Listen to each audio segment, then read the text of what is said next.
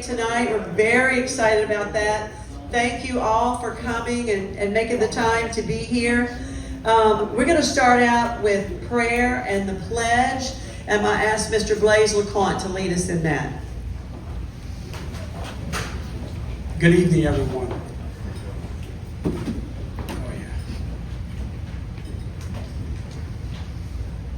Dear Heavenly Father, we come before you today to set the tone for the gathering through our opening prayer. We recognize that in this moment, we invite your presence and guidance into our midst.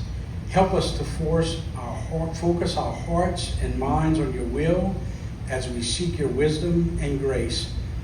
Lord, may this gathering, opening prayer, align our spirits with your purpose, and may it set the foundation for a blessed and fruitful gathering. In your holy name we pray. Amen. Okay, we'd like to turn and say the Pledge of Allegiance, please.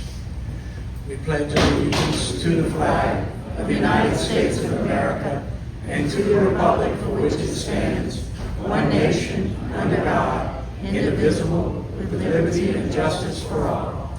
We'd like our veterans to please stand. Please stay standing, and everyone else sit, please. And we'd like to recognize you, please.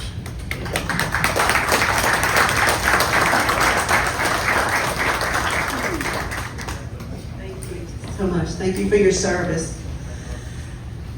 Okay, we got a couple of quick things to go through, and then we have so much to talk about tonight, so we want to get to that very quickly. Are there any elected officials in the audience tonight? Would you just stand up for us, please? Dr. Bud, the school board, Terrebonne Parish. Who else? Am I missing somebody?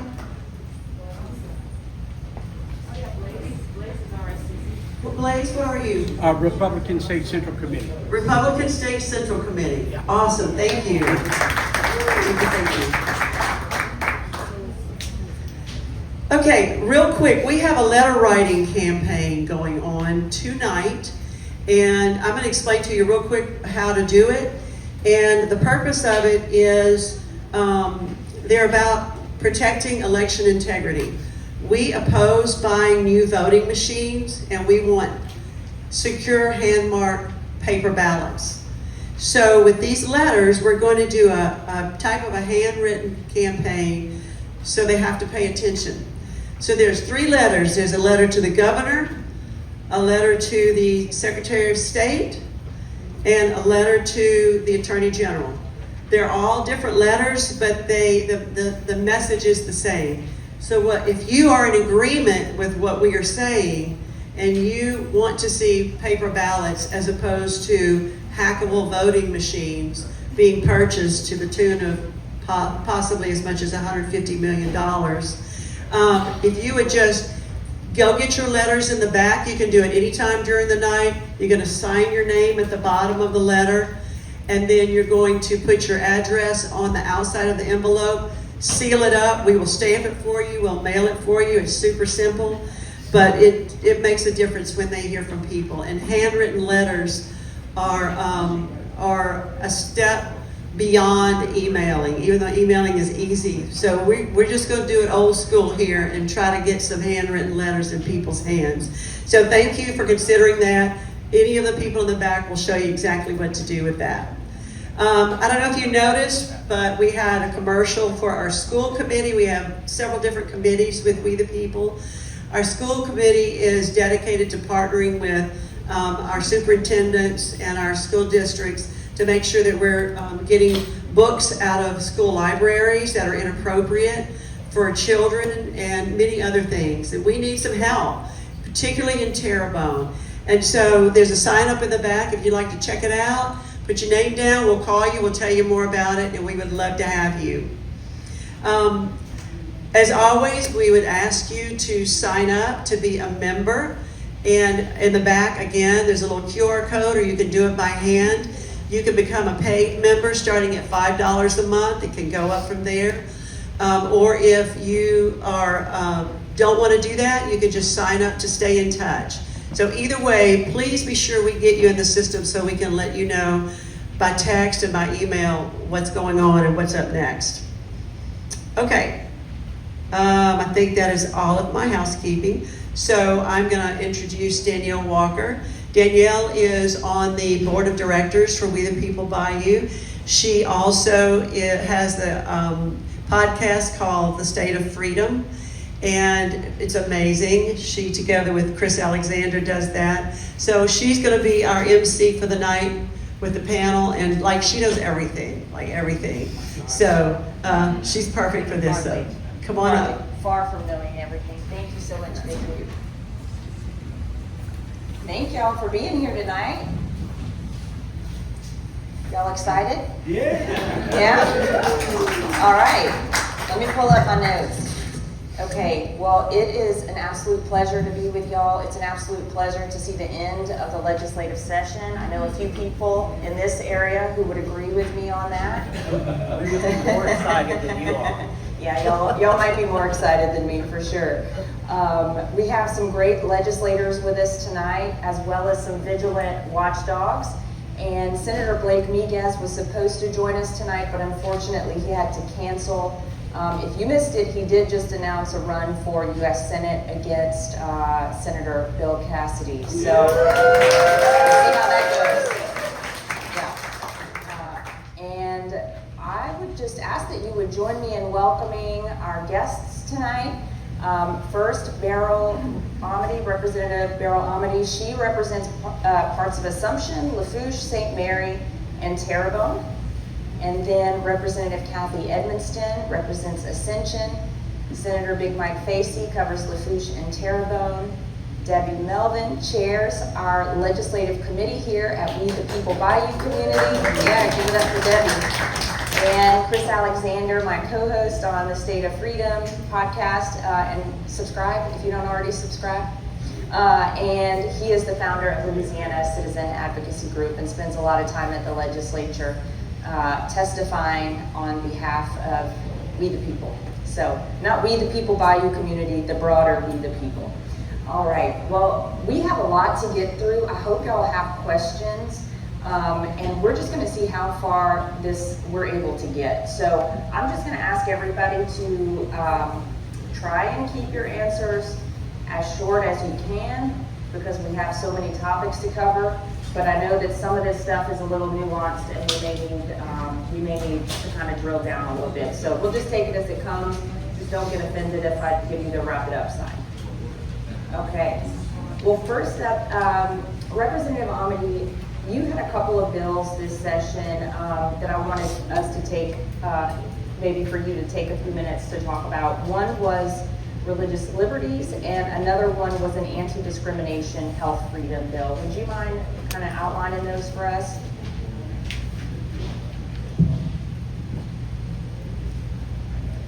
Okay, is this working? Yeah. Yay, okay. So the first bill you mentioned was House Bill 371, and that one did pass, and the governor is expected to sign it. And I'm still waiting on the date for that in case I can go up there and, be in person when he signs it. The bill, let's see, it's a safeguard for the faith community. We already have our state version of the Religious Freedom Act, and that's been in place for several years. However, we all saw during the pandemic that a certain governor completely ignored that and virtually all of our constitutional rights concerning religious freedom when he made it so that churches had to close down while he kept bar rooms and abortion clinics open. So this bill was inspired by that experience. And this bill was also important for some things that are going on in the state right now, where churches are being pressured in ways that secular businesses are not.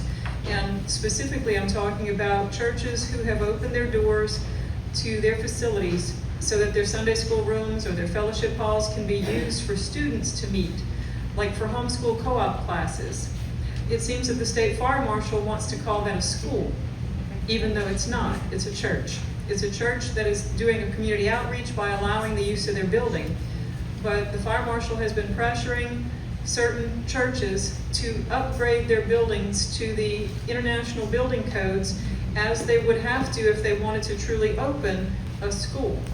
And so we reason that if the church, the facilities were safe on Sunday morning for 300 kids to have Sunday school, then they should also be safe on Tuesday afternoon for 15 kids to study biology or algebra. And so the legislature agreed, and the bill passed with flying colors.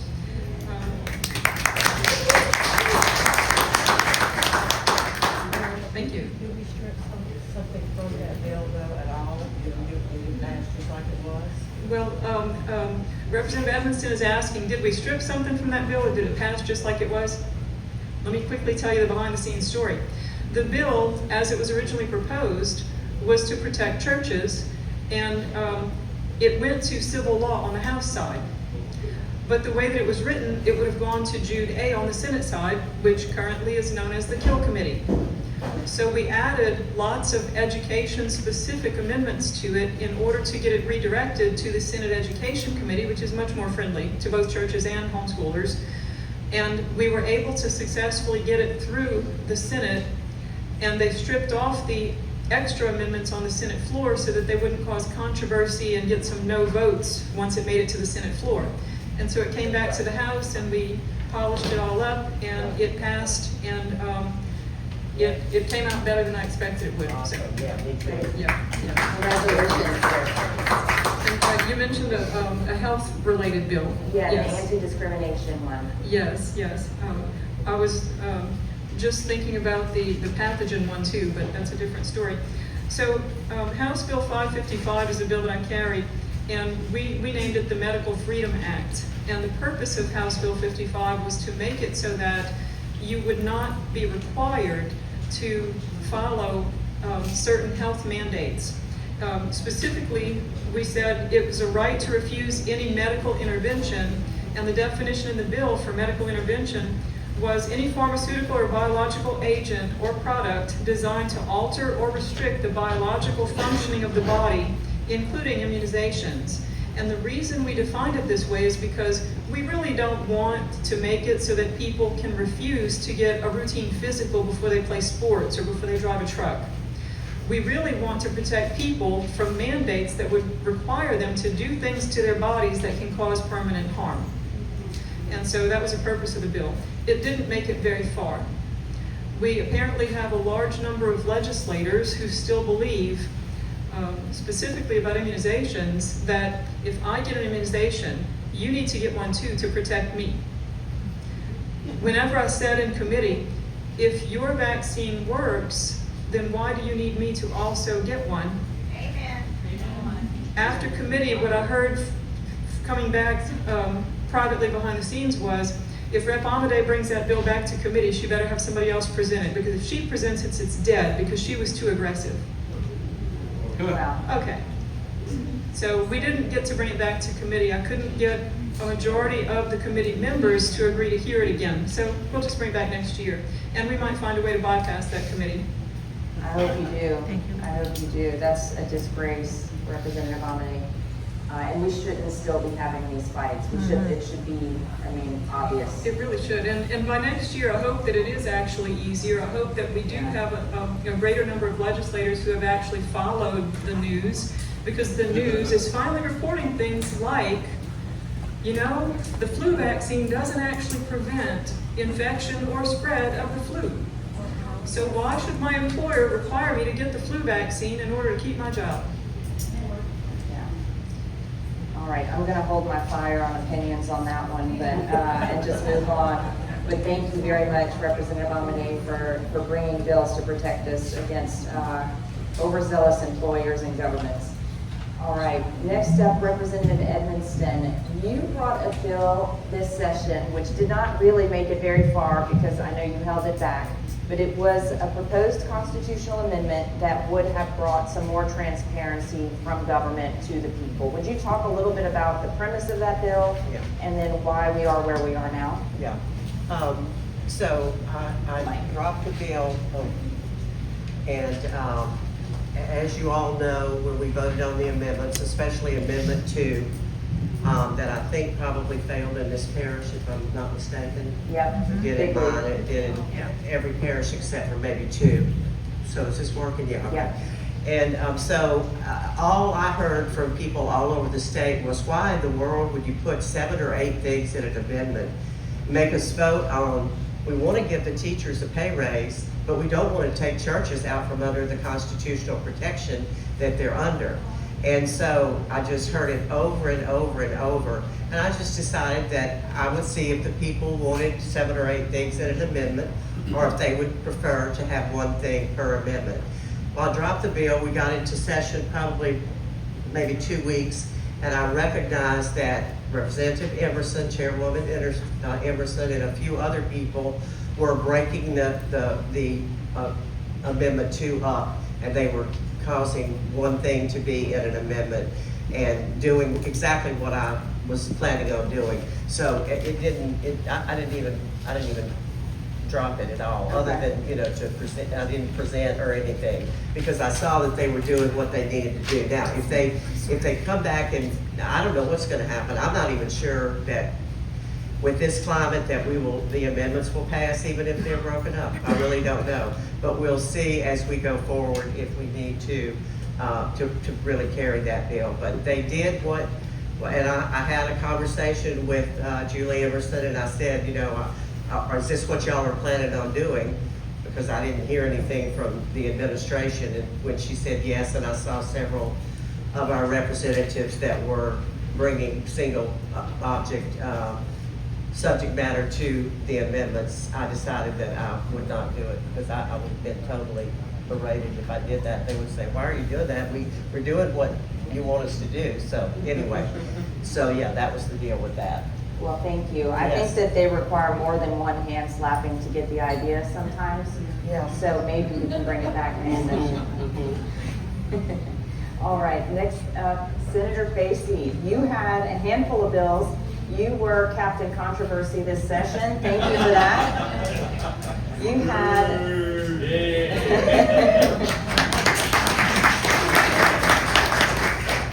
You brought a bill to ban geoengineering and weather modification. You brought another one to ban fluoride in our water systems, and another one to make ivermectin over the counter. Would you give us the lowdown on those? I'll be glad to. We'll start out with the geoengineering. Of course, we cannot call it chemtrails, because so-called chemtrails do not exist. So we call it geoengineering, and that is really happening. You would not believe the emails I'm getting and the voicemails and everything else, but I am a nut. So we'll just leave it at that. Only by the professors at LSU. That's right. Well, that's a whole nother story. So anyway, I was so proud just this week when I saw the governor signed it, because I just thought it was going to be a tough go, but the governor signed it. So that one is in the books, so we're good to go. Now she mentioned fluoride. Now that's a whole nother story. I finally got it out of the Senate. It was early, and got it to the House and got in the House committee, and Representative Stagney told the story on committee that we really didn't need this bill, because it was in the law that we could just get each district to pass, to go ahead and vote on it and get it out of their system. That is not true. Once the way the law is written, once it's in your water, you can't get it out. So it did not make it out of health and welfare. Would you clarify that for us? What do you mean you can't get it out? Like the localities can't make They a change? they cannot take it off unless I pass this bill. Okay. Without this bill, we cannot take it out. But So locals can't do that. yeah, locals cannot take it out. Once it's in according to the law. So what I did is challenge it after challenge, tried to put some amendments on other bills, and they found out about it. The lobbyists hit the House really hard. They really gave Chuck Owens a really tough time. And so I called Chuck up and I said, Chuck, just forget about it. I don't want to see you bleed over something that's that controversial if these dentists so-called think that they know what they're doing. But it just so happened when I lost it in committee, I got a number of dentists call me and said, they need to get to today's times. This might have been a good thing 50, 60 years ago, but it's proven fact. It coats the pineal gland. It also it takes the iodine out of your system. And what do you need iodine for? Your thyroid. How many people you know has got thyroid trouble? It's if they get in fluoride, it pulls the iodine out your system. And so there's proof. It proves that any kids that are in districts where they put in fluoride in the water, their IQs have lowered because of what it does to your brain. So anyway, so I kept digging, kept fighting, and I know it's a little bit of a long story, but the thing is I didn't want to give up. And what I found out working with the law and how it works, come to find out, if we can do if I get the governor to do an emergency on fluoride, that the Surgeon General has the right to put the amounts in our water. All he's got to do is say, I want 0 amounts in the water, and we over. I don't need this law then. So I'm working hard. We got to get the governor to be willing to go along with the Surgeon General already. I mean, he testified with me, so the Surgeon General's on board. I mean, he testified with me. He thinks this really needs to go. So we're 50% there. Just get the governor to okay him, because the governor's his boss. We get the governor to okay it, and we get it out of our water, because it's desperately needed. Awesome. Do you need some advocacy on that, Big Mike? Do I? You need some advocacy on that? With some? Yeah, anybody getting with the governor, maybe give me a little time, because he's been out of the country. I think he's coming in today. Give me a little time to prep him on what's going to happen. Okay. And I'll let you know. Let us know. He may be just willing to do it, so let me see what he's up to on that. And that'll be a good thing. And now to ivermectin. He hadn't signed it yet, but he told me he wants to do a signing. So that's good. That's a good thing. So, but anyway, I don't know if y'all want to listen to my little voicemail I got. Yeah, we did. Okay. So let me see, find it here. Take me a second. Is it G-rated? Another voicemail? I wouldn't say it's G-rated, but it really not a. Hey, Big Mike. Let's see what medical background you have for promoting ivermectin for real. You make this state look like the worst laughing stock, and this whole country is actually right now laughing stock globally. But you are one of the pinnacles of stupidity and ignorance. Every death from this bullshit is on you. And she hangs up the phone. She sounds lovely. Damn big stupid, Mike. That's right.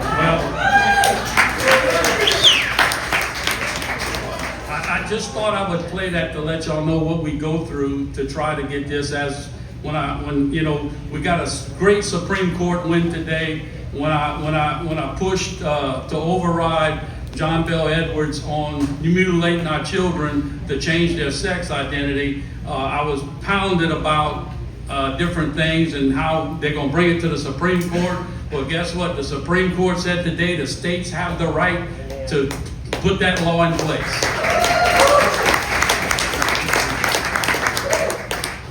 And I guess Marcus Venable, the one that gave me the death threat on my voicemail, I'm sure he's smoking, his brain is burning up right now since the Supreme Court made that decision.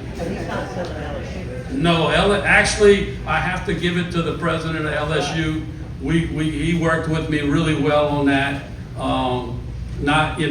And to see whoever leaked it to the press and got on X, and it was 4 million views within 48 hours, and that's how I ended up on Laura Ingraham, and that's not how you want to end up on Laura Ingraham. But anyway, that's what I did. Now, what I did do for that we didn't mention, I got a bill passed and the governor signed it. Shell gave Terrebonne Parish over 4,000 acres a few years back, so I've been working on this diligently to get it done. And out of that 4,000 acres, I designated it as Whiskey Bayou State Park, and the governor signed it, so we're gonna have a state park in Terrebonne Parish.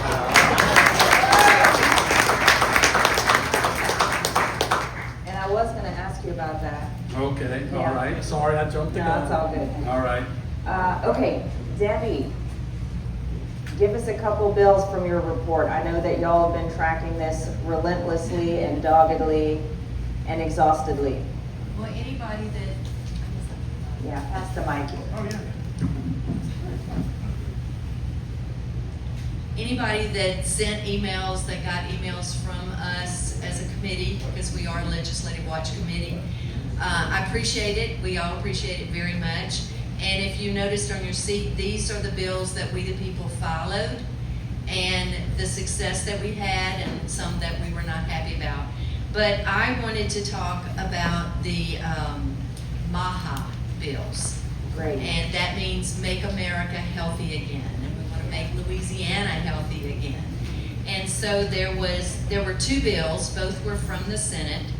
And Senator Miguez carried one of those bills that was specifically designed to prevent schools from serving what's called ultra-processed foods.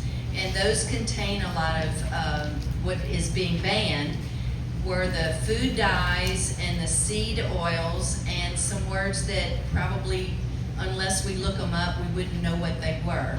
But when you look up what some of these additives in the ultra-processed foods are, they are in all of the foods that young people eat, which is kind of ironic in a way. But like bromated things and things that are in pizza dough, colors that are in Fruit Loops. And somebody said, well, our Fruit Loops are just going to be boring, because they won't be colored. They won't have all those colors in them. It's all the same flavor. Maybe, yeah. It'll be the same flavor, maybe. But that was Senator Miguez's bill, and it's very precise, it's very complete. But I will tell you, there was one thing, an amendment that was added that I did not like. You're not gonna like it either. It said that anything that is sold in vending machines or in concession stands are exempt from the law. And if you look up in the law regarding what is served at school, the students can go to the vending machines or the concession stands 15 minutes after lunch. So don't you think kids are just gonna wait?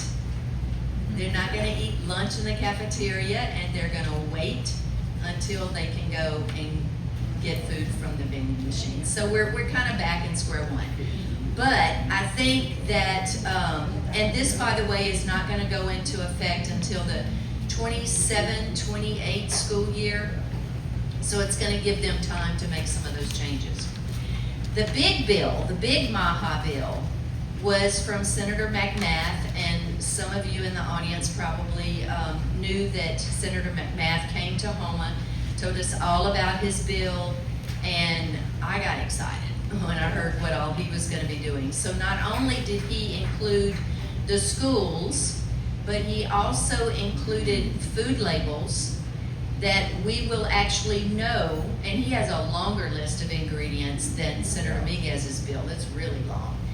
And, but that's going to apply to foods that are sold in our state too. And so there will be, and it's gonna take a while, we know that, but with RFKJ, which is what I call it, RFKJ, once he gets finished with making some of the changes that he has planned, I think the food companies are gonna have to get on board. And so there will be a QR code that you will get a list of ingredients from that, because apparently the lists are too long to put on some of the labels as far as how many ingredients are in some things. So at least we will be aware of what is in what we're buying. Also in his bill is restaurants will have to say whether they're using seed oils in their menu items. And and the other thing with Miguez's bill and Senator McMath is that we will buy as much Louisiana products as we can to serve to our students. So that's pretty much how it's. And they both passed all the way to the governor. I know that he has signed the McMath bill, but I'm not sure if he's signed Miguez's bill yet. Do you, did it also end up applying the SNAP benefits? Yes. That's a big thing. Okay. That's a big deal. Yeah. Awesome. You want to talk about that? Well, just on the SNAP benefits, they have to get, they're requesting approval from the federal government Okay. to allow Louisiana to waive the SNAP benefits, because I think that has to do with federal money. But they're Can I definitely. elaborate on Yeah, that? absolutely. When this came out that they were going to have to do the waiver, Yeah. because SNAP is a federally funded program through USDA, and so they would have to get a waiver for Louisiana to get exempted out of that or to make their own rules. X had a big post, and I'm just going to say it the way it is because I know how it went down. But Governor Landry had a big X post saying that he was going to stop all of the SNAP benefits, kids from having access to these foods, which we knew that all he had really done was request the waiver. That's the way it went down. That sounds about right. All right, Chris.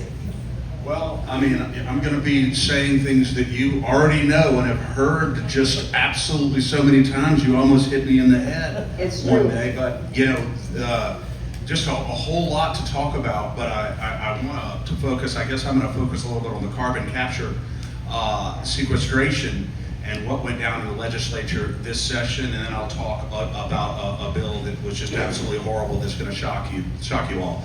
But the carbon capture sequestration law in Louisiana right now is that private companies have a legal right, because of legislation passed in 2020, to go onto your property, to go onto your land without your approval and expropriate and seize your property for this carbon capture sequestration racket, for the pipelines and the injection wells and all the rest of it. I bet you never thought you'd live in a state, in a country where that was possible because of legislation from 2020.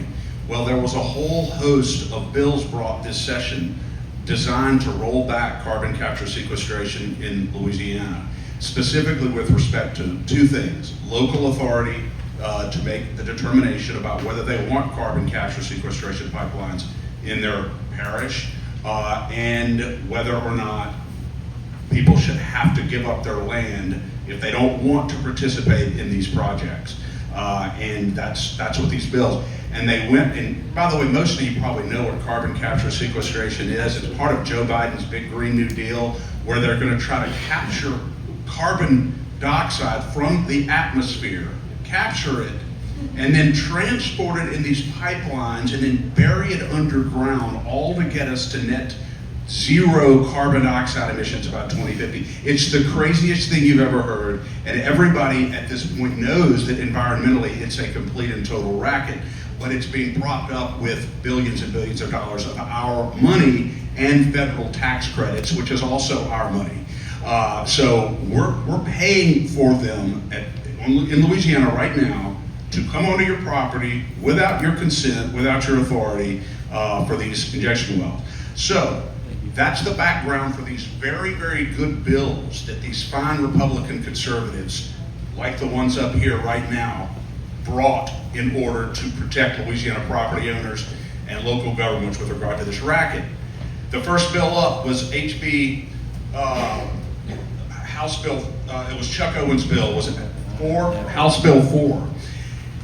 And he gave the most eloquent presentation and said, basically, we're not saying that you can't do carbon capture sequestration. Go have at it. Do it all you want.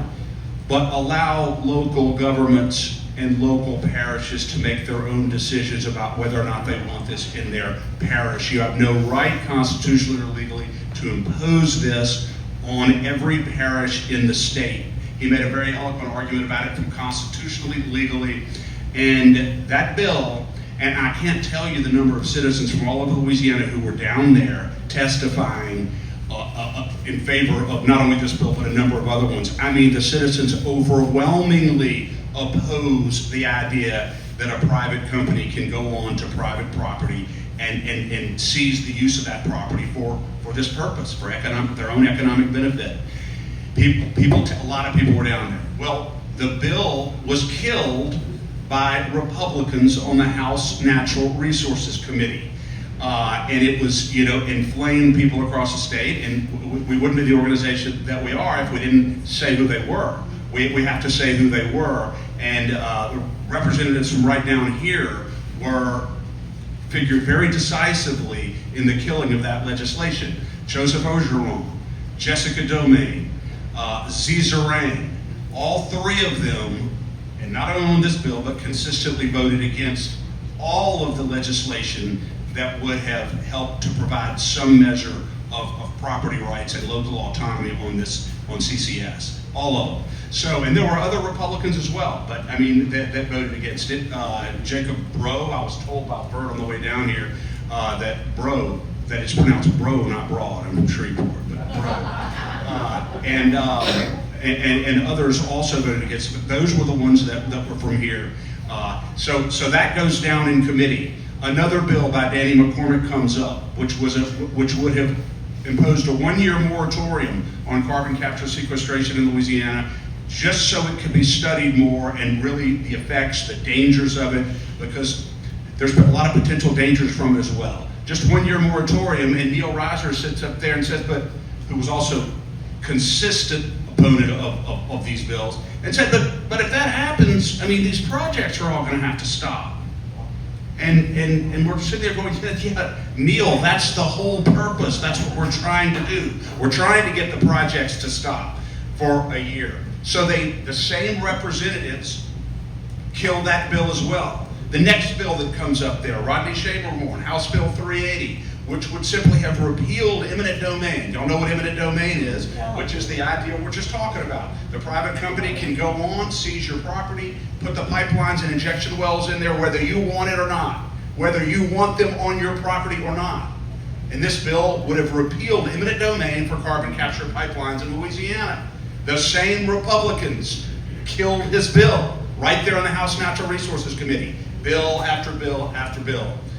Brett Guyman gets up there, the chairman of the House Natural Resources Committee, House Bill 601, and this bill would have repealed carbon capture sequestration, eminent domain as well. Very similar to Chamberlain's bill. His bill, the chairman of the committee, fails in a 7-7 tie vote in the House Natural Resources Committee.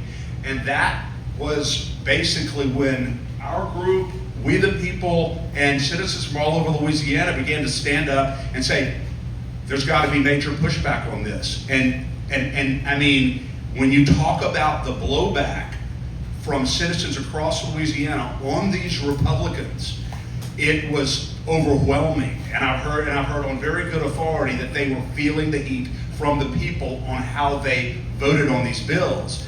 So because they had the only bill that went before them that was a tie was Guyman's bill, even though I'm sure they would have brought the other bills back as well. You can't unless it's a tie vote, from what I understand. So the chairman brought his bill back, and a number of Republicans switched their votes over, and it went from 7-7 to 11-5, and it passed out of the committee at that point.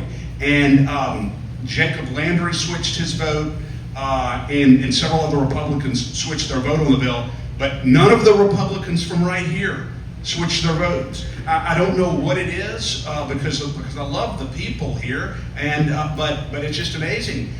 These Republicans from here, Zerang, Orgeron, and Jessica Domingue, simply were absolutely unyielding and refused to give any concession whatsoever to property owners on this legislation. And I think it's unfortunate, and I'm sure they have people down here, businesses, who that would say, well, here's the reason why, because we're going to be making a lot of money off of this, and so we want it to go forward. It's going to create jobs and all. And of course, our position is, yeah, but it's going to be creating jobs with our money. with our money, not with your money. So there's two conditions on carbon capture sequestration. Don't do it on people's property if they don't want it, and don't use taxpayer money to do it. If it sustains itself, that's fine. If it fails, it fails. But these are things that just have to be addressed. So anyway, Brett Guyman's bill gets out of the committee, goes onto the House floor, and we're having conversations with him. And again, this is going to repeal the eminent domain for carbon capture in Louisiana. And we're getting more and more information that there's not going to be enough Republican votes on the House floor to pass this important bill. It's just not going to be there. But what I'd like you to do, Chris, you and your groups, I'd like you to continue to pressure all the Republicans to vote on this bill. And in the meantime, we're going to be doing something else, and he explained to me what he was doing. So while we're over here pressuring on 601, really knowing it's not going to get the votes, there's another bill, Senate Bill 244, which was this gargantuan bill over on the Senate side that really didn't have anything to do with carbon capture. But Brett Guyman, when that bill came before the House Natural Resources Committee, he snuck a lot of his provisions in 601 into this bill, got it through House Natural Resources Committee, and if I'm not mistaken, Danielle, I think that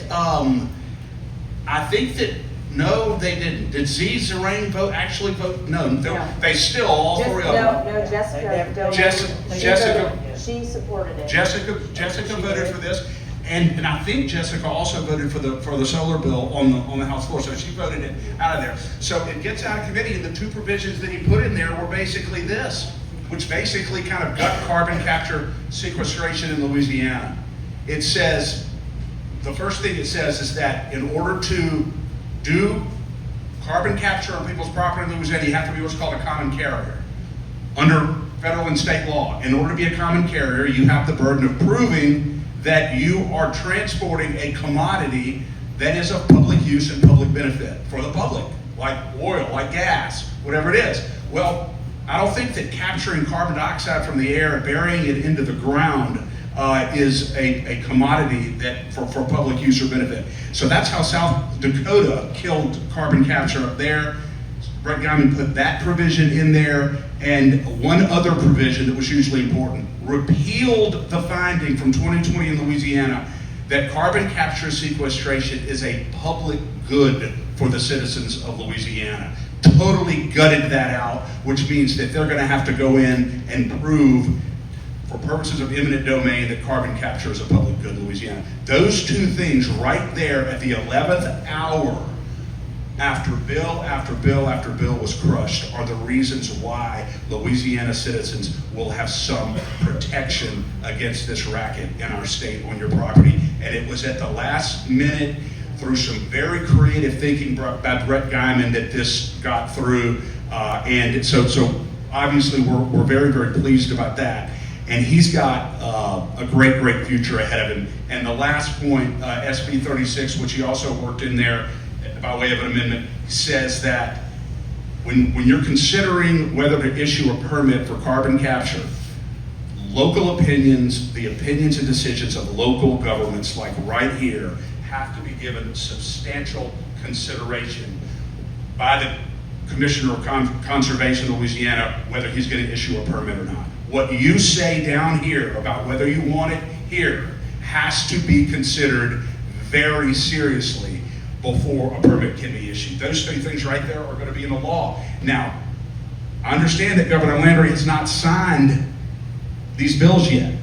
And I don't know where Governor Landry actually stands at this point on the carbon capture sequestration. He was as quiet as a church mouse during the session, never said a word on it, which shocks me. I don't understand how on an issue like this you could just not say anything, or not express an opinion on it. But he did testify in committee in favor of this bill because of other provisions in this bill. So I think there is reason to believe that he will sign it, even if it's just to save face. Well, I certainly hope he signs it. But so I had to tell you about the carbon capture. Thank Brett Guyman. I need you to do the next one much faster. Okay. Listen, this is SB 80, Greg Miller. Okay, y'all have to understand this. because of SB 80 that was just signed by our governor, this was authored by Greg Miller, Louisiana citizens will not have a constitutionally protected right to conduct lawful exit interviews at polling precincts in Louisiana because of this bill pushed by our Secretary of State, because she doesn't want citizen journalists extracting data at polling precincts to compare about how people voted versus what's coming out of these computers, and saying, you know what, I think there's a discrepancy in what's being pumped out of these computers on the vote count and how people actually voted, because she's so deeply invested in these computers. The bottom line is, it was her bill. She lied about why she was bringing the bill. So Governor Landry just signed a bill that is atrociously unconstitutional when it comes to core rights of free speech. So in Louisiana, CNN and MSNBC can fly into our state, go to any polling precinct in the state, conduct any kind of exit interviews they want to do, eat our food, then get out of here and use that information for any purpose that they want. CNN, bona fide, according to Nancy Lee, bona fide media organizations. But you, who've been living here for generations, your family who pay taxes here, who bleed here, sweat here, send your kids to school here, will not be able to conduct an exit poll at a polling precinct in Louisiana. If this doesn't alarm you because of the precedent that's being set here, you should be. You should be very alarmed, and our governor just signed it. And don't even... Can I just add to that? Yeah. There's a couple other things I want to say about it. One Yeah. is you already have to, before this law came into effect, you already had to apply to the Secretary of State's office for a permit to be able to conduct an exit poll, which I think on its face is unconstitutional. There's nothing wrong with being able to conduct an exit poll with, as long as you behave and obey the law. So that's one problem that I think is underlying this bill to start with. And then the second thing is now she gets to determine if we can do it or not. I think it's still, Chris, if I'm wrong, you can tell me, but I think you can apply for a permit still, and she can determine whether she believes you should have the exit polling right or not. But bona fide news organization is defined in another statute. You have to be associated with, employed by, or somehow affiliated with a CNN or an MSNBC or some reputable official news organization in order to be able to get one. So there's no way that Nancy Landry is going to be approving, a permit for, exit poll for ordinary Louisiana citizens. I don't see it happening. Well, what I've been encouraging is that we need to organize and plan to conduct exit polls so that she can get upset and we can sue. So anybody who is game for that, just let us know. Chris, one question here on this, a follow-up. Do you think the exit interview will be tested in court? I think it will, because I've been fomenting that. I think it's absolutely going to be tested in court, and I want to thank the reps and the senators who are up here right now, because they were We smart. voted against it. They were smart enough to understand, and I think they were smart enough to understand exactly what's going on here and why this is so dangerous. And the other contingent from down here all voted in favor of this bill, with the exception, I think, of it's Senator Lanes from down here. Yeah. He voted against it. But the reps on the House side, Domain, I think Jerome might have been absent, but the other ones voted for it. Yeah, on the Senate side, the vote was 33-5, and Arlan was absent. So it was really 6 of us. Yeah. And then when we had to concur, it was the same votes. And it barely got out the House though, because that vote was 57-38 with 10 absent. Yeah, that's So I mean, exactly a couple less than that, it wouldn't have made it out the House. Yeah, and Beth Billings carried it on the House side, and Representative Cruz did such a great job of questioning her and just really made her look like a fool with regard to why this bill was even needed and how dangerous it was. Yeah. Yeah, but I want to confirm something real quick here, that because I don't want to be. I have to correct myself. Joseph Ogeron voted against this bill on the House floor. Joseph Ogeron, and I want to give him credit for that, for voting against this atrocious bill on the House floor. Zizarain voted for it, and as well as, Jessica Domain also voted against it. Orgeron Domain voted against it, Zarain voted for it. I just wanted to clarify that. Okay, great. Okay, we have a lot of questions to get through, and I also have some other questions that I'm gonna be asking. But here's one on the seafood industry. Hopefully someone here can answer it. I have to say something very quickly. I'm sorry. I have to say something. On the bill that hopefully Governor Landry is going to sign, that's going to protect your property and your rights against this carbon capture. Okay. On final passage, I'm just reminded by Representative Amade that Representative Domain, Representative Orgeron, and Representative Zarain all voted against that. So they've been absolutely consistent in their complete and total support of carbon capture sequestration in Louisiana, whether property owners want it or not. I just wanted to clarify that. All right, thank you. All right, takeaway is Mike. House Bill 652, the Seafood Act that Representative Kerner authored with the intent to move seafood safety, the Seafood Safety Task Force under the Department of Ag, implement a reporting system to ensure data tracking for all seafood processors, institute fines for misrepresenting imported seafood as American. A number of amendments change the original bill as written. Do you have any thoughts about why this was necessary? What's the bill number? 652. Just trying to refresh my memory, we done been through so Yeah, we have. All right, and we can come back to that as well, if you want to just take a quick look at it. I had a couple other questions. One is about the future of our elections, and I am very concerned about the consolidation of Secretary Landry's power to buy voting computers and poll books to the tune of $150 million plus of our tax money. What did y'all see from her this session? Because it seemed that she was very, very visible. And do we have any reason to expect that there's going to be some legislative oversight of her decision-making going forward? As far as I'm concerned, if everybody keeps on the track of trying, her biggest thing is the machines that we're using, they're gonna fall apart and there's no parts to fix them. So then we're not gonna be able to vote.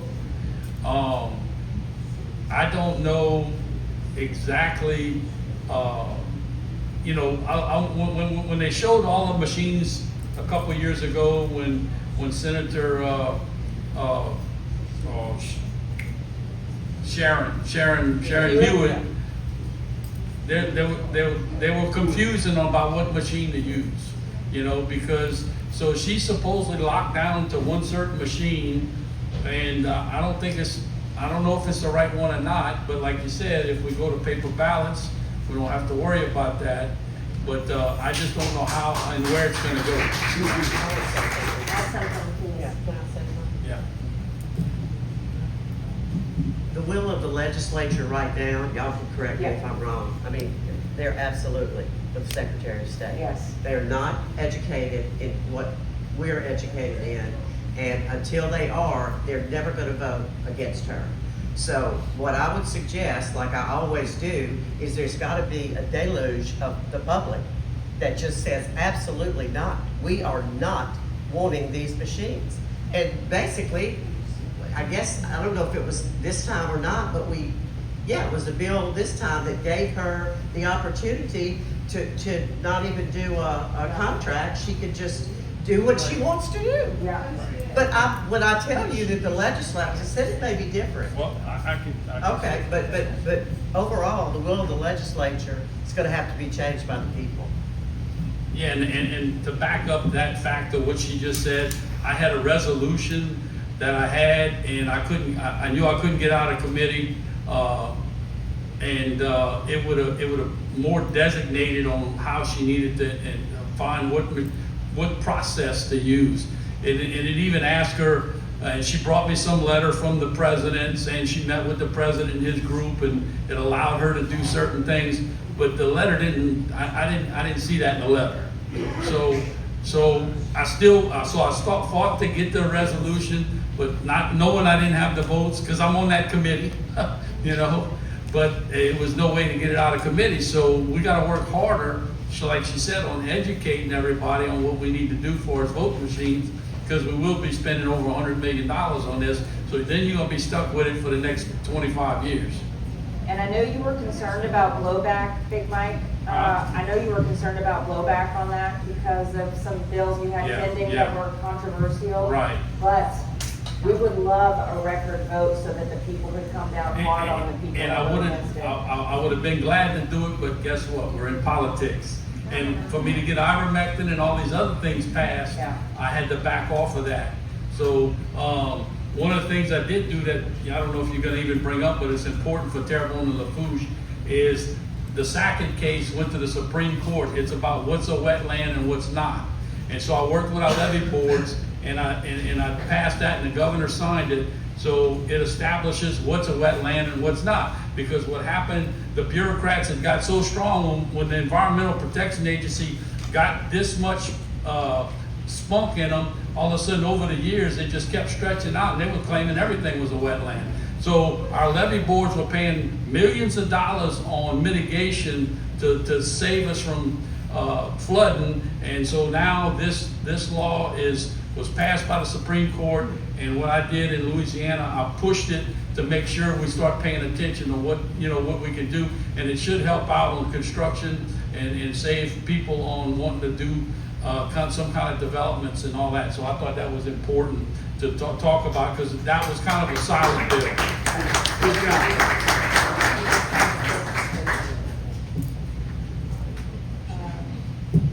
Yeah, well, this is a great question that I've had too.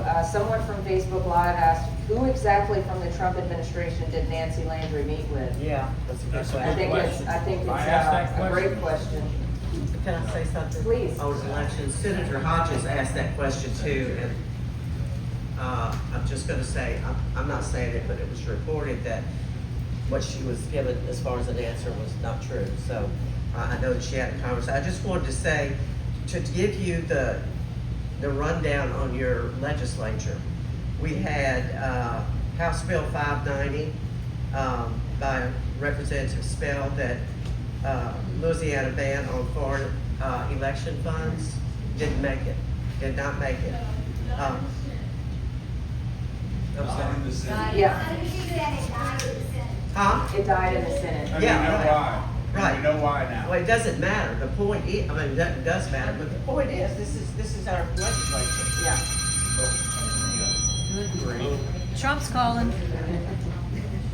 Okay, and then I wanted to just say two more things. Alan Seabaugh had a ban on foreign funds in elections. Yeah, I mean, where did that go down? No, it just, it was. 109, Yeah. Senate Bill 109. And then Hodges had Senate Bill, while he's looking for that, 226 prohibits foreign adversaries and prohibited foreign actors from participating in certain transactions. So what I'm saying is the will of the legislature in conjunction with Nancy Landry. I mean, I'm not accusing anybody of anything, but this doesn't look good. Right. Why do you want your foreign adversaries to be involved in your elections? Yeah. That's crazy. Yeah, and one thing that Chris and I uncovered today was a little alarming as well. I'm starting to get really, with the mention of these bills, I'm starting to get enraged all over. Okay, you can take the mic for like 2 minutes. Okay, I'm starting to get really enraged. Wait. It's called sine die-itis. Just a quick look on Senate Bill 109. On Senate Bill 109, it was passed in the Senate and killed in the House. That was Senator Seabaugh's Right. proposed constitutional amendment Right. to ban foreign funding of any campaigns and It was killed in elections. y'all. So I just wanted to add, before Chris is signing, I just takes over here. There's a pattern, and I'm sure everybody in this room has been paying attention, but share this with your friends. There's a pattern. Are you hearing it concerning elections? We couldn't get foreign adversaries out of the picture. We couldn't get funding from foreign adversaries out of the picture. There was a bill that came to the House floor, and I don't remember the bill number right now, but it had to do with the procurement process. And I distinctly remember, thank you, I stood up on the House floor and asked the presenter, does this bill still require that the Secretary of State follows the procurement process when she purchases the next voting system? And the answer was yes. But the person didn't go into enough detail. The answer was yes, because this bill changes the procurement process to one that she will like to follow because it lessens it, it weakens it. And so I sat down and of course voted against the bill, but there's a pattern here. And it's very worrisome. And if you feel that somehow our elections have been kind of protected in some ways because our machines were so old they weren't as hackable as others, we're not heading in a good direction here, because as we apparently are looking for, shopping for the next voting system, and I like to say system, not machine,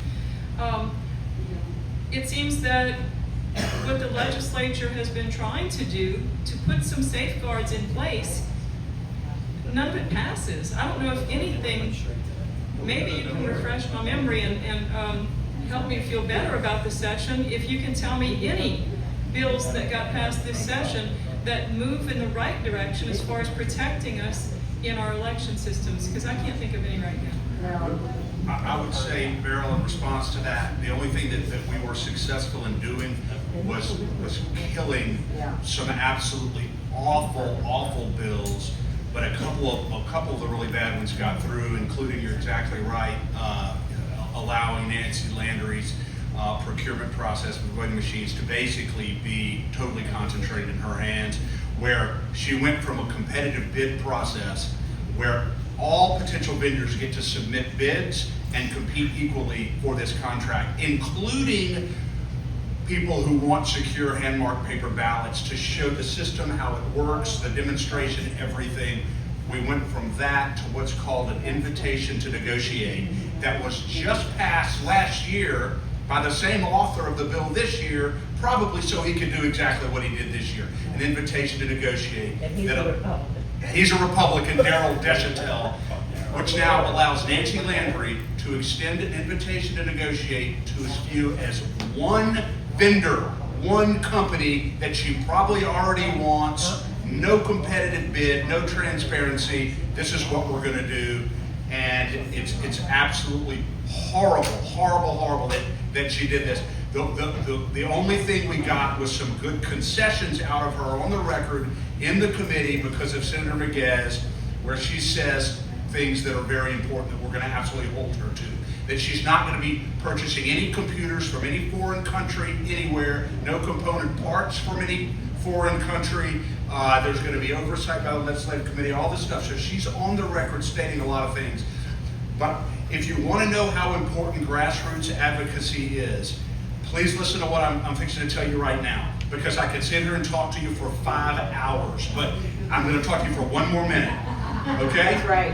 House Bill, thanks Danielle, I appreciate that. And Mike, Got it, I love the fact that she keeps me in line. Now she says you've already used 10 seconds of your time. Mike is timing you too, you didn't even know that. Thank Your you. friend is timing you. Oh, exactly. So listen, House Bill 592, an otherwise largely innocuous elections bill, vote yay, passes through the House floor, goes over to the Senate Governmental Affairs Committee. Caleb Klein Peters, the chairman, says, there is an amendment, and Representative Peggy goes, well, what's the amendment? And he said, we're going to eliminate the second primary in federal elections in Louisiana now. We're just going to have one primary and allow whoever wins a plurality in that first primary to go straight into a runoff against the Democrat. Who do you think was behind this? Bill Cassidy, and we found out later that it was Senate President Cameron Henry who drafted this amendment, which would eliminate the second Republican primary, let Bill Cassidy beat 5 or 6 other Republicans in the first primary. Even Bill Cassidy can get 25, 30% of the vote in a statewide. He's fought that much, that much.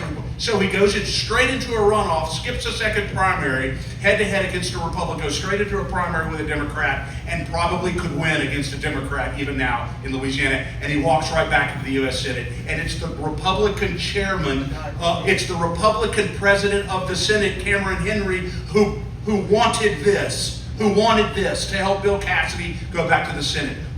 And yet we fought back, a lot of groups. We did a call to action on it. I know We the People was involved in it, and a lot of other people fought tenaciously to keep this amendment off of this bill, and it was not called because I think they realized that there's no possible way we're going to be able to be tied to him. We thought this was going to sneak through. We thought it was not going to be any problem. Nobody would notice. Well, we all noticed. I just want to let you know, this is the kind of thing that too many of you Republicans are still trying to do.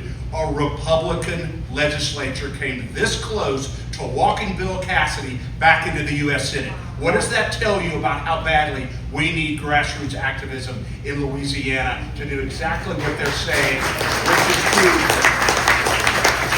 Because it's a fundamental problem. It's a problem of corruption that is fundamental. And it's not going to change until they know that if they do these things, they're going to be routinely exposed for it by name, and then they're going to be kicked out of office. And it has to happen, or else things are not going to change. But things will change because we are moving in the right direction now. So I wanted to tell you that story, both to motivate you and inspire you about what we're doing and what needs to be done. And I just want to say, if that would have happened, I don't even think Blake would have got in the race, because it would have been a waste of time. And once again, I want to just applaud the representatives who are sitting up here right now, because I'll tell you right now, they are true warriors. True warriors.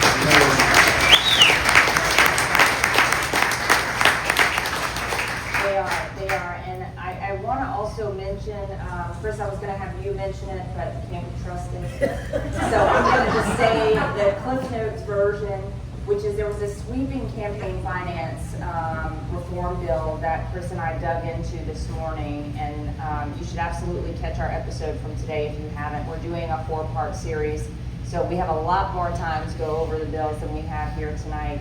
But buried deep in that 85-page bill is a provision that allows for foreigners to donate money to campaigns.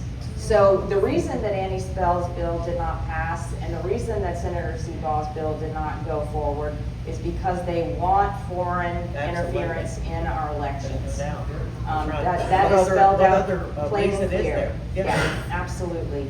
Okay, I want to be sure and get to some questions, but I also wanted to ask about insurance and tort reform. I know this is top of mind for so many people, like literally the whole entire state. In my view, we saw a proxy war play out in the legislature. Governor Landry went hard after Commissioner of Insurance Tim Temple, who I believe to be a very good, honorable man who's trying to do the right things for the state. And I think Governor Landry was on the offensive. Maybe we can touch on some positive things first. Anybody have some positive news to report on the insurance or tort reform front? Well, I think there are 2 bills that are really good. I got it. Oh, you got it. There are huge. Mine said, no, you do it. I was going to talk about housing and Italy's bill. Okay, well, the first one I was going to mention was Emily's bill, but you can talk about it some more.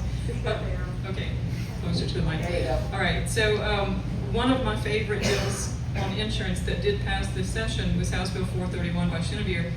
Provides modified comparative fault. Basically, it says if someone is 51% or more at fault, then they can't benefit by suing. And that's one of the bills we passed to stop people from planning accidents in order to live off the winnings. So that's going to help. We have one that says no recovery threshold for it increases the no recovery threshold for uninsured drivers who are involved in accidents from $15,000 to $100,000 for bodily injury and from $25,000 to $100,000 for property damage. Another one prevents unauthorized aliens from receiving general damages and past and future wages in lawsuits arising from car accidents.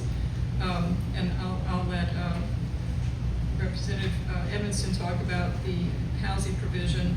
And the last one I wanted to mention here was a bill that provides for recoverable medical expenses. It allows judges and juries to see the evidence of both the billed and the paid amounts, but limit recovery to only what has actually been paid in cases where private insurance and Medicare are used. And we have one more that I'll mention specifically for commercial, and that is it provides a premium discount for commercial motor vehicles with dashboard cameras and telematic systems. And this is another one of those bills that's going to stop those people who purposely do things like get in front of the big rig so that they can sue.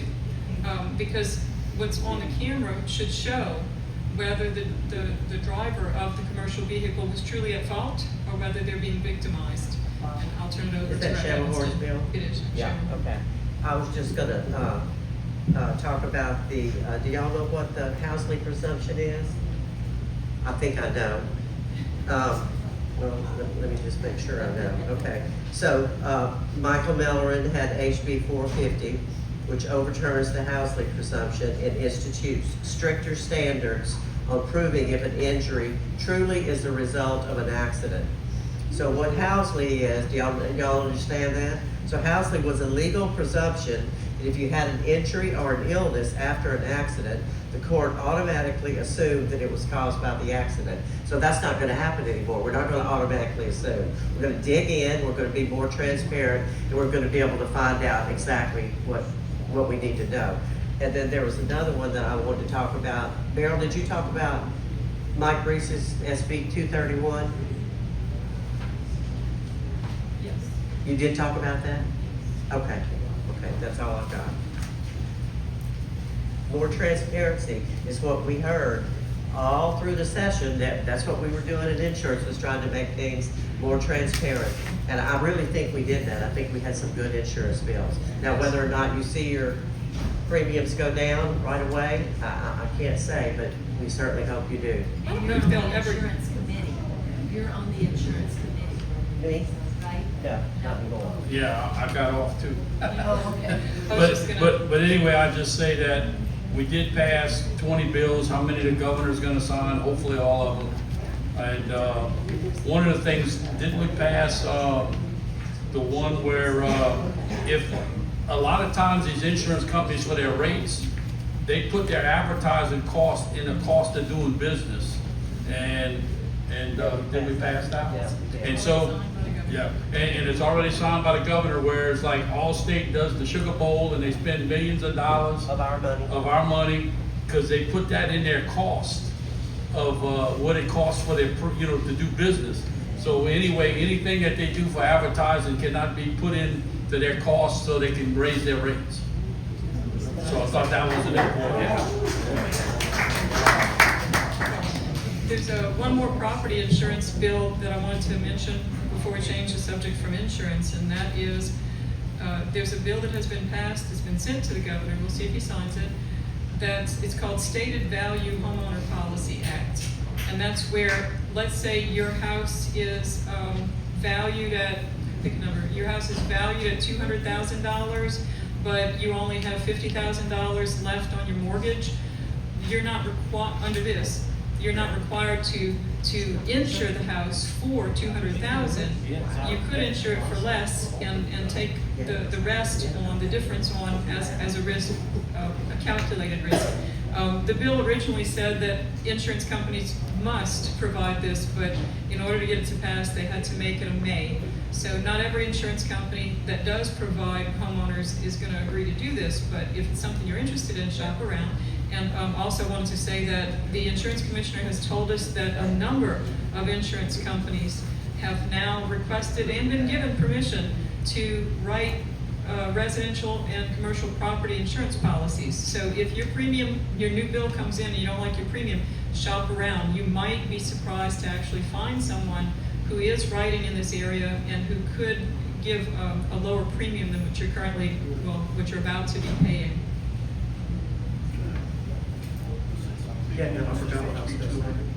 And I'd just like to add this, we passed the 3-year rule last year, and it is already working. And I don't know if you didn't know what the 3-year rule is, we were the only area in the whole world that told the insurance companies if you write somebody's policy on their house for 3 years in a row, they could not drop you. So what the system had happened is we got our own selves trained in, I'm gonna just wait on the hurricane, I'm gonna get my insurance to pay for my repairs. So I got a lot of heat when I pushed that bill, but as a home builder back in the day, I used to hang door hangers on bad roofs, and I would give estimates, and they loved the estimate, but they'd always tell me, well, just come back after the hurricane and I'm gonna give you the job, but I'm gonna let the insurance company buy my new roof. But what they didn't understand is now the insurance company's gonna have to pay all the damage inside the house. And so that's what happened over the years, that people just I'm just waiting on the insurance company, wait on the hurricane, and I'm gonna get my repairs done. So now the insurance companies can come inspect your house, and they say, well, look, I'll write your insurance, but you need a new roof before I can write it. It's not that we wanted to put a complex on what's going on, but rates are dropping quickly because of the 3-year rule has been lifted. And I've had a number of people call me, the insurance was running $8,000–9,000 a year, has dropped $2 or $3 grand a year. So it's going to take some time, but we need to repair our own houses and not wait on the hurricane to do it. I remember what I wanted to say, y'all, and that is that, I don't know who I'm going to make mad about this, but I don't think we did enough in terms of legislation to impact the practice of someone bumping you, and instead of calling your insurance company, you just call an attorney. We're going to have to do something about that. And who wants to talk about Wiley's bill? Jeff Wiley's bill, where... You want to talk about that? Talk about Jeff Wiley's bill? Yeah. You're not... I can't talk about it. Yeah, it's hard to talk about it. And just a reminder, we do want to that's from my get, parents here. Debbie, do you want to talk about Jeff we do Wiley's want to bill? get an answer on the shrimp, so just y'all Oh, keep that in yeah, mind. This is important. very brief, but this bill was signed, this bill was signed recently by the governor a week or so ago. HB 148. in front of you. House Bill 148 by Jeff Wiley basically turns the Commissioner of Insurance in the state of Louisiana to an unaccountable czar. And I'm not exaggerating when I say this.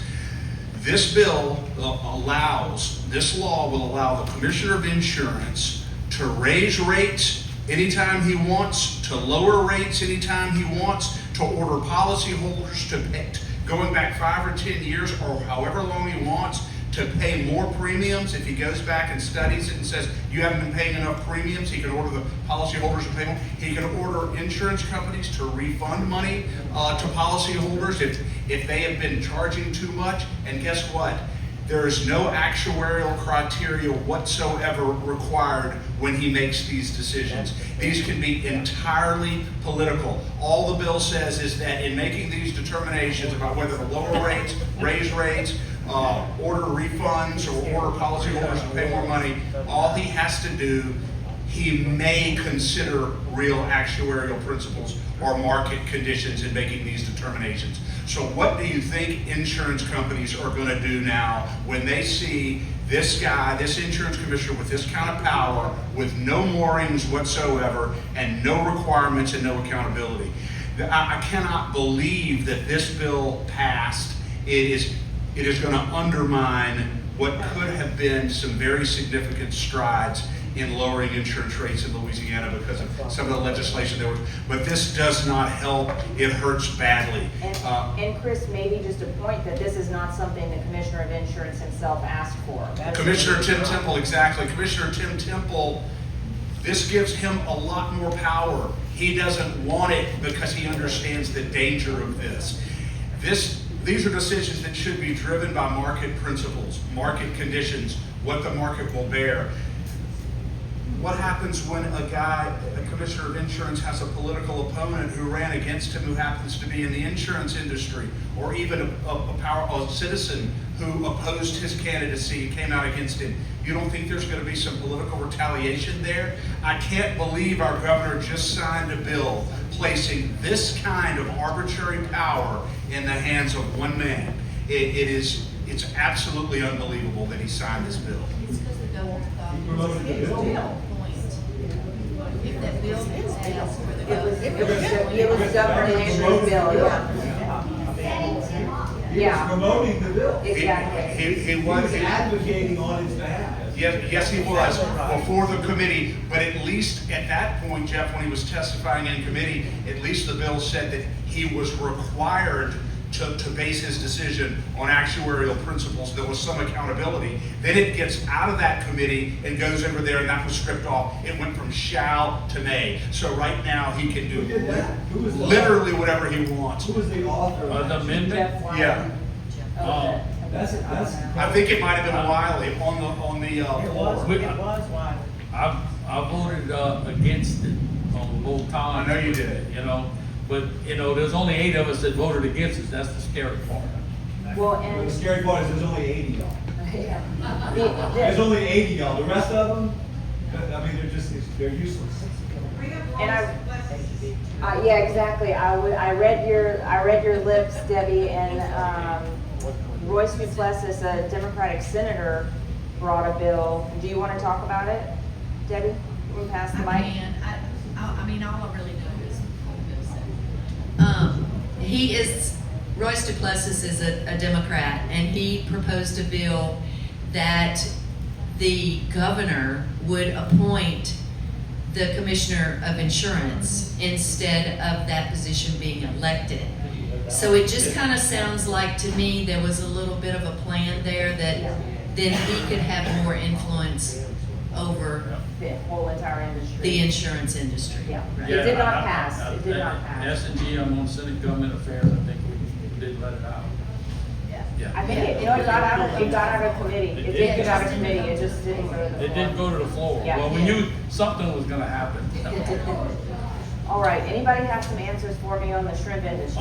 On the seafood, you talking about when we moved it from one to the other, or which bill you want to know? The one about more testing, Yeah, well, we're trying to encourage as much testing as we can. We even found there's a guy that's going around and testing the DNA in the shrimp. And it's a lot cheaper test. And so, hopefully he surprises at these restaurants and it's starting to catch on because the restaurants don't want to be in the public eye that they're selling something that they're not saying they're selling. So, as long as we got the DNA test, I think the guy said it's like $25, $30 versus a $250 to $300 test. But just knowing the DNA, you can tell where the shrimp come from, whether it's foreign shrimp or not. And so hopefully our restaurants will start paying attention and our shrimpers can start making, a little bit more money so they can build their fleet back to what it was back in the old days. But there's just so many thousands of pounds of foreign shrimp coming into the whole USA. Until we get the federal government on our side on them testing, it's going to be difficult, but at least we can fix Louisiana. does anybody know anything about the amendments that changed on the original bills? I'm looking for it right now. I just know that if we moved it, 652. if we moved it back from the, is that the one where we moved it, the testing back to the agriculture department? Yes. Okay. I don't know, we moved it back for a reason, I just, I knew they could do a lot better on the testing than where we moved it back to. Whoever wrote that question, you can let us know if it's a satisfactory answer. I need to know about House Bill 206. 206, about Cleo Field, the consent agreement. Oh, yeah. yeah, why don't you talk about that one? Okay, Jeff, well, you'll appreciate this. Hey, Jeff, I think you'll appreciate this. House Bill 206.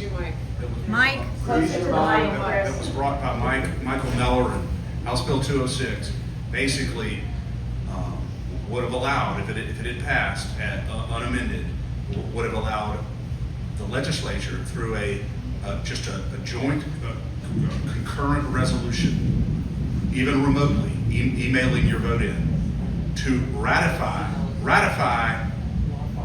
consent agreements that are illegal. The bill says they're illegal. Consent agreements between elected officials in Louisiana and any third party, and then the legislature could just ratify these illegal agreements through a joint concurrent resolution instead of passing a bill to cure the illegality and go through the regular process. We found out after they started pushing this bill, first of all, that the Secretary of State was behind it, and I kept trying to say, why do they want this? Why are they trying to create a mechanism in law where they can ratify an illegal consent agreement between an election official and a third party? And we get this call one day from Danielle, and I get this call from Paul Hurd, constitutional lawyer. He said, Chris, I can tell you 100% they're doing this because they know that the United States Supreme Court is about to strike down Cleo Fields' congressional district as an unconstitutional racial gerrymander, and Secretary of State Nancy Landry, possibly with the backing of our governor who set this district up for him in the first place, are going to create a district for him, enter into a consent agreement with Cleo Fields or people who are situated where he is in that federal suit, present that new district to get it ratified by the legislature through this concurrent resolution, and then present that to the federal court. And because it's being presented as ratified and approved by the legislature, the federal court would have to accept it, and they would walk Cleo Fields back into another term in the U.S. Congress because of this. And that's why they were trying to do this. And the moment we found out about that, a lot of people started raising absolute hell. Motivation behind This is just another additional level of oversight. We don't want people entering into agreements over the state without getting it ratified by the look, the bottom line is if they're breaking the law, you don't ratify that in the legislature, okay? You sue them, or you reprimand them, or you sanction them. Nancy Landry was sitting right next to him. She wanted, and maybe some of these other legislators can shed some light on this, but it seems as though there is a posture of fawning, almost homage that is paid to this lady in the state legislature, more so than even to the governor. And I've never seen anything like it in my life. And I think maybe it's because they know she controls the levers of the electoral process. And you know, we've talked about that before, and maybe they know that the votes can be manipulated. And whatever she wants, we're not getting on her bad side, because she's really the most powerful person in the state because she controls the elections. I don't know, I'm just speculating, but the bottom line is Alan Seabaugh on this 206 offered an amendment on the floor to specifically say that this law cannot be used for redistricting or any kind of reapportionment, number one, and number two, when the concurrent resolution, they do these concurrent resolutions, they have to do it in the same methodology they would use if they were passing a bill. So, but this is just another example. It's a good outcome.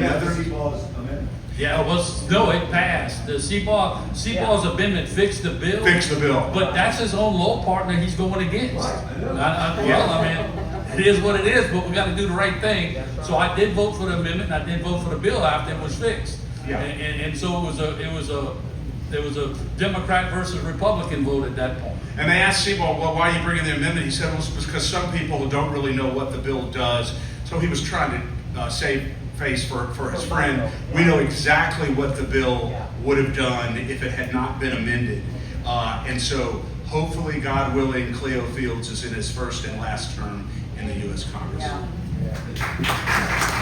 All right, now we're going to have a lightning round and see if we can get through some of these questions. You got 5 minutes. 5 minutes. Oh, goodness. Okay.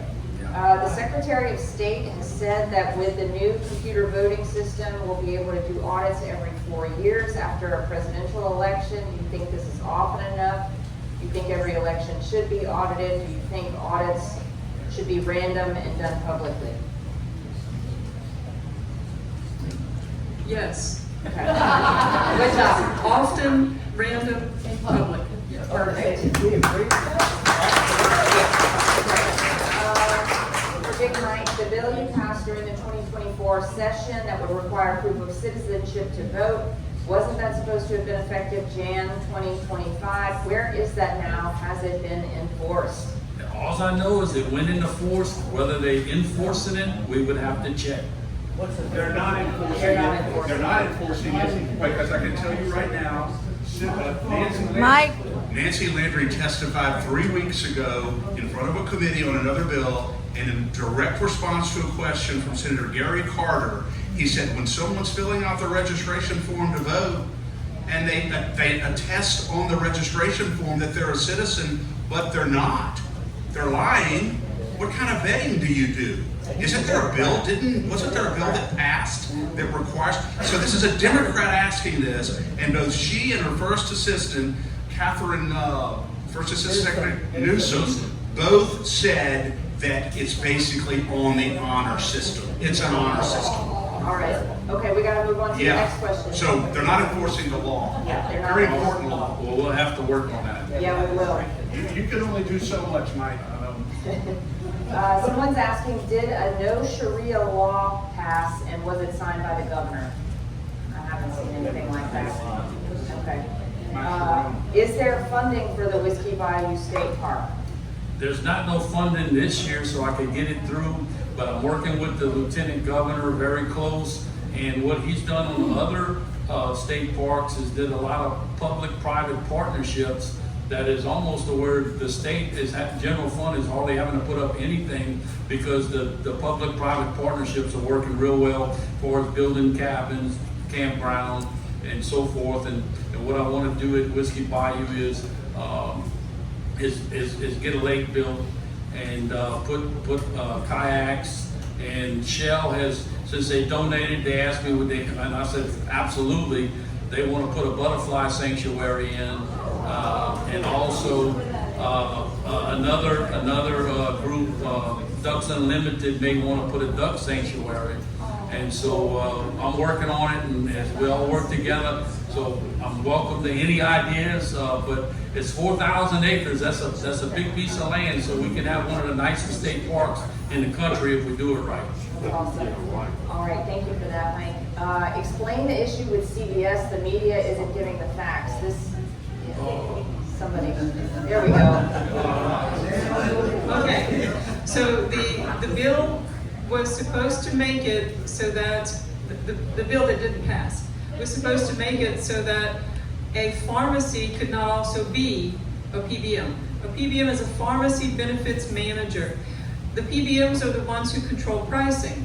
They're the ones who tell the pharmacist how much they will be reimbursed for the prescription that they just sold to the customer.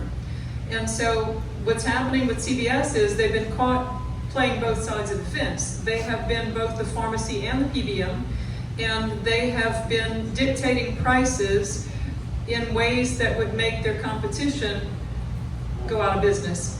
And the business about the text messaging on those last days of session, if a private entity collects the cell phone numbers of their customers, and it's voluntary, and you know how you see these long legal documents that say everything that they can do to protect your privacy and nobody ever reads it and everybody just clicks yes? Well, maybe CVS did that with their customers, and if they were just operating as a private business, no big deal. You would have, as an individual, you'd have to take it up with them, and if their fine print didn't cover that, you could sue them. The problem with CVS is they have a contract with the state. They have the Office of Group Benefits contract, and so they're a state actor, and that's what makes it illegal. They're using state tax dollars to some extent, and the messaging that they were putting out is political, and if that's not bad enough, it was all lies. So if you got a text message, say a screenshot or something, and watch as this makes its way through the process. The Attorney General has started an investigation, and if it's found that what they did was illegal, then they will be prosecuted for it. And it's not true that the legislature was going to pass a bill that would make pharmacies close. CVS has been closing pharmacies for years. Theirs and others, they've been making them close. So that bill that would have made it illegal for them to play both sides of the fence did not pass. We were able to pass a second bill that does put a stop to a lot of other their shenanigans, like whatever they call clawbacks this year. We already outlawed clawbacks, but they just rename it, like gaming and gambling. So we did pass that bill, so there should be some improvement, but watch the news. All right, thank you. LADOTD, do you believe legislation passed this year will improve the condition of our roads and bridges reorganization? And does anyone know when the Bird Bridge is going to be done? Why'd you hand me the mic? I think it's at the end of this month. Yes? Yeah, it's supposed to be at the end of this month. We've heard that before. Did you see the other day when they tore down the old fire station right next to the bridge? That's what we were waiting for. We knew that they would not open the Bird Bridge as long as the fire station still stood, because that's where they had all their equipment stored. Now that they've taken it down, there's really not much left to do. As far as the emergency on the bridges, it was definitely needed by Jason. It was amazing on the Robinson Canal Bridge, you know, how long that took to put in a cement bridge when they built, the new I-10 over Lake Pontchartrain in 8 months. It takes 8 months to do that. But now it's the Boudreaux Canal Bridge, and when it was closed, when they were reworking it, if you've seen the pictures, they took brand new I-beams, and I'm in construction, and they bolted it to a bunch of old rusty beams, and that's why it's not holding up. And so now they're saying it's going to take a week to change each beam. There's 4 main beams, but why not put new beams in when you were putting the other new beams in? So that's how broke DOTD is. And so with the new guy, Lede, I think we got something there. We've been in communications, and I think maybe we will turn the tide on DOTD. So I'm really hoping that that's the case. So Mike, no legislation, just reorganization? Well, we had legislation to reorganize it, and several bills that did that, and gonna break some things up. I don't know how well that's gonna work on the motor vehicle side, but I see the private sector doing licensing and everything like that is working a lot better than the state doing it. So hopefully we can push into that. Yes, yeah, right. So go ahead. I just wanted to add, what's being restructured is the Department of Transportation and Development. The Office of Motor Vehicles, the driver's license offices, those are under the Office of Public Safety. So what we're doing to DOTD may or may not help OMV. That's a different problem, but we're working on that too. And I'm expecting big things with DOTD.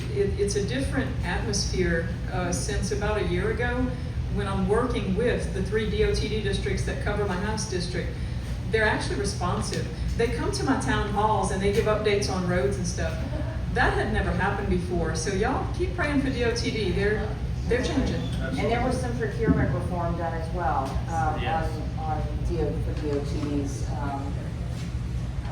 Yeah, and what I suggested, like if we ever have another situation like the Bird Bridge, is let's use our common sense, like I do in my business, is you have to order these parts that are 2 and 3 years out. There's no reason to go tear down the existing working bridge to put the new bridge in till you have everything. So we would have had the money to go rent a warehouse, and when every single part was in, then you tear out the old bridge and you go to work. And so then they don't have no excuse saying we're waiting on parts. We're waiting on parts. So hopefully we can get that common sense into DOTD. All right, we have to wrap up and get out of here. If you are interested in being involved in the next legislative session, please connect with one of our legislative team members or Debbie. And don't forget to sign the letters to our executive branch officials at the back. Any other housekeeping notes? Come say one thing, Vicki.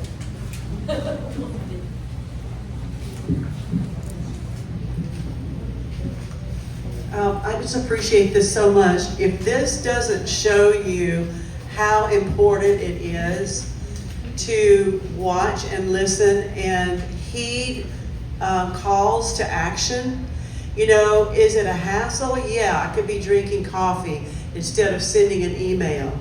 But it is how these people hear from the people that hired them to do what we want them to do. And so I just really want to encourage everybody to take very seriously. For number one, sign up to be a member of We the People Bayou, because you are going to get the fruit of Debbie's work and her team, and LeCag and their team. They're watching so that they can tell us exactly what we need to do, make it easy on us, so that we can send emails and letters to the governor or the legislators or whomever it is that needs to be contacted to let them hear from us. We don't want this to go through another session and say, wow, that's a shame. You know, we should have, somebody should have told them that this is how we feel. Well, we have that opportunity all the time. That is part of why We the People Bayou exists, and LeCag and these other organizations. So please, I just really want to urge you, sign up to be a member, and so you get to find out what the calls to action are, and it makes it easy for you. It takes a little bit of your time, but this is our country, this is our state, and we can do that. Also, the letters back there, this is an opportunity tonight. You're going to sign your name on 3 letters, go to the back, they're going to show you real quick what to do. If you're in agreement with pausing new computers for the voting machines, and I wanted a quick question in favor of paper ballots. Are y'all saying that the reason they did the switcheroo, where Nancy only can just look at one vendor, is that the whole reason for that is to keep paper ballot vendors out?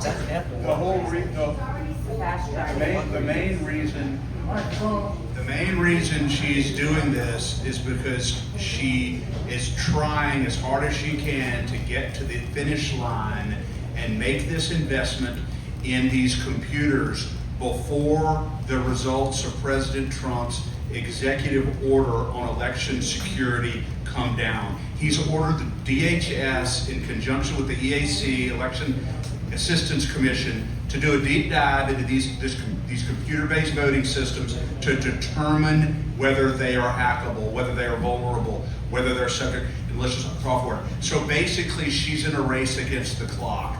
If this EO, the results come back and said these computer-based voting systems are not safe, they're vulnerable, they can't be used in federal elections, if she has not yet made this investment, she has one of 2 choices. She can either not go forward with the investment, or she can go forward with it and use the computers only in state elections, and for elections for the U.S. Congress, she'd have to use the secure paper ballot system. So I don't know what she would do in that situation, but the bottom line is she is doing everything that she did this session is designed to speed her to the finish line on making this investment because of what's hanging over her head right now.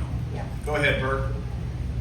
Well, I just wanted to add to what you're saying, in that when it comes to paper ballots, there are statutes that cover this, and there are statutes that cover emergency cyber incidents. Problem is there's no protocol, procedure, training, or any of that sort under those circumstances of standardized hand counting paper ballot system. In case of a cyber attack, a power outage, if we had those in place, we could keep going with an election. We could do it by candlelight if it came down to it. And not have to kill an election and postpone it until 2 weeks after we get power. I serve on the Board of Election Supervisors. I'm telling you, I've never seen it. They don't talk about it, and every time I bring it up to my board members, I get poo-pooed into conspiracy theory and gaslighted and everything else. I'm going to continue saying it every time I go to the legislature, any opportunity that I have. And I would like for y'all to join me on that. Thank you. Because this is a route that we can take with hand count paper ballots under an emergency situation and expose the legislature, do like what Ms. Kathy Edmondson said, start to educate our legislature the possibility that this can happen. I was served in Iraq. There were no election machines in Iraq when they had their first election. It was done on paper and they were hand counted, the entire country. Thank you. Thank you, Bert. Let me just say one thing. Good, Bert, that was great. What I believe is, and I think Vicki and I discussed this several weeks ago, I think talking about hand-counted paper ballots is getting us nowhere because they think we're idiots. So, but what I think can do the trick is if we talk about the money. We talk about the money, we talk about the computerized. If they're not gonna bring in the people, we're gonna fight back and we're gonna say, we wanna have some kind of say in this. We don't care if you have that interagency or whatever you call that thing where you can do it. The people need to be involved with this much money. We're low on the budget. We didn't think we were, but we're, they're saying that we, need money. So that ought to be our objective. They will listen to us about the money. They will not listen to us about hand count paper ballot. Well, they listen to us about I agree security. with you, but they're not gonna listen. Our colleagues don't listen to that. And the governor's not listening to that, and Nancy Landry's doing everything she can, to stop that rhetoric. So let's talk about the money. That rings the bell for everybody. All right, thank you, and give it up for the panel. Yes, thank y'all so much. Y'all give them a hand clap. Several of them traveled